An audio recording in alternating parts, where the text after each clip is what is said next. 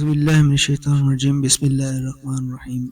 جن لوگوں نے کفر اپنا لیا ہے اللہ کے مقابلے میں، نہ ان کے مال ان کے کچھ کام آئیں گے، نہ اولاد، وہ دوست کی لوگ ہیں، اسی میں وہ ہمیشہ رہیں گے۔ جو کچھ یہ لوگ دنیاوی زندگی میں خرچ کرتے ہیں، ان کی مثال ایسی ہے جیسے ایک سخت سردی والی تیز ہوا ہو جو ان لوگوں کی کھیتی کو جا لگے جنہوں نے اپنی جانوں پر ظلم کر رکھا ہو اور وہ اس کھیتی کو برباد کر دے۔ ان پر اللہ نے ظلم نہیں کیا بلکہ وہ خود اپنی جانوں پر ظلم کرتے رہے ہیں۔ اے ایمان والو، اپنے سے باہر کے کسی شخص کو رازدار نہ بناؤ۔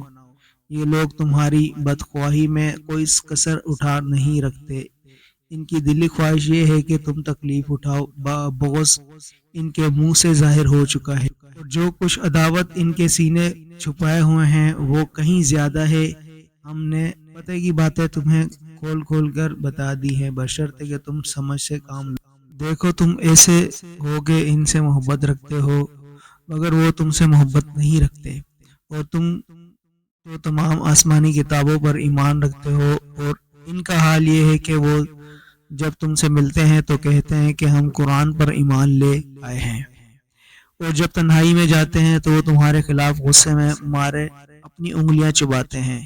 ان سے کہہ دو کہ اپنے غصے میں خود ہی مر جاؤ، اللہ سینوں میں چھپی تمام باتیں خوب جانتا ہے۔ اگر تمہیں کوئی بھلائی مل جائے تو ان کو برا لگتا ہے، اور اگر تمہیں کوئی گزند پہنچے تو یہ اس سے خوشی محسوس کرتے ہیں۔ اگر تم صبر اور تقوی سے کام لو تو ان کی چالیں تمہیں کوئی نقصان نہیں پہنچائیں گی۔ جو کچھ یہ کر رہے ہیں وہ سب اللہ کے علم اور قدرت کے احاطے میں ہے۔ اے پیغمبر، جنگ احد کا وہ وقت یاد کرو جب تم صبح کے وقت اپنے گھر سے نکل کر مسلمانوں کو جنگ کے کانوں پر جما رہے تھے، اور اللہ سب کچھ سننے جاننے والا ہے۔ جب تمہیں میں کے دو گروہوں نے یہ سوچا تھا کہ وہ ہمت ہار بیٹھیں، حالانکہ اللہ ان کا حامی و ناصر تھا، اور مومنوں کو اللہ ہی پر بھروسہ رکھنا چاہیے۔